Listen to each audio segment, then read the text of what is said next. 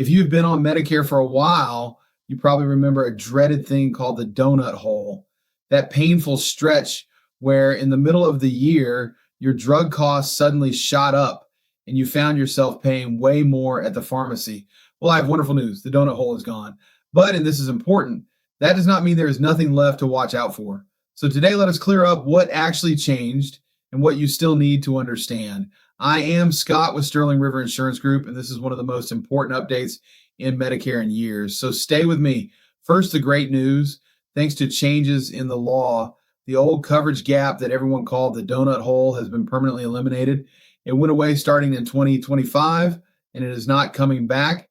That confusing phase where your costs jumped in the middle of the year is simply gone. For a lot of people, that alone is a huge relief. So what does Part D look like now?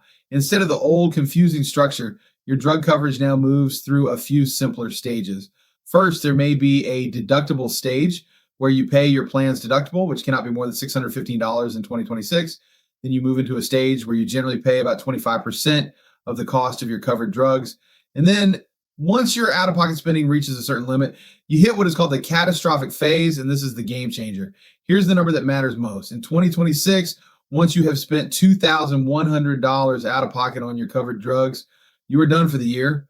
You reach that catastrophic phase, and your covered prescriptions are paid at 100% for the rest of the calendar year. That is a hard cap on your drug spending, and it is life-changing for anyone with expensive medications.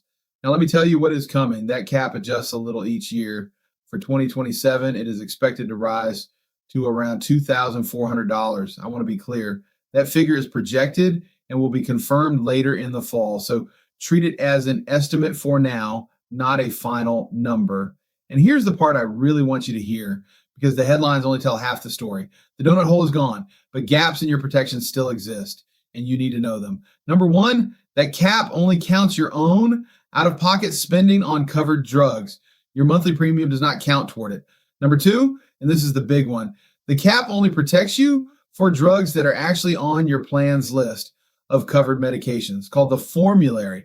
If one of your drugs is not on your plan's list, spending on it does not count toward that cap, and it is not protected. That is exactly why choosing the right plan for your specific medications matters so much. So here's the bottom line. The dreaded donut hole is gone.